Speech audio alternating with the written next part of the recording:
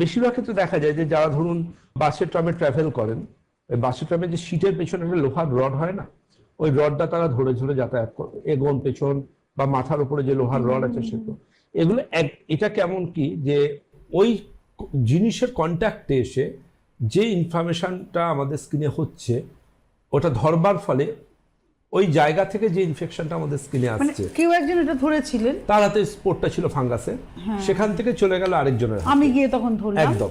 তো কোনো কিছু কন্ট্যাক্টের মাধ্যমে যখন স্কিনে কোনো ডার্মাটাইটিস এটা আসছে, জামা কাপড়ের মাধ্যমে আসতে পারে, একদমই তাই। কারোর জামা কাপড় তার আমি জন্য পরছি। নতুন জামা কাপড় কেনার পর প্রথম কাচতে হয়।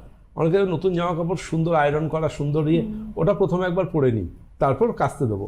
কিন্তু মনে রাখতে হবে যে ওটা আপনার আগে অনেকে ট্রায়াল দিয়ে গেছে, তাদের মধ্যে কারো স্কিনের সমস্যা থাকতে পারে, ফাঙ্গাসের স্পোর লেগে থাকতে পারে, যেটা তার থেকে আপনার স্কিনে চলে আসতে পারে।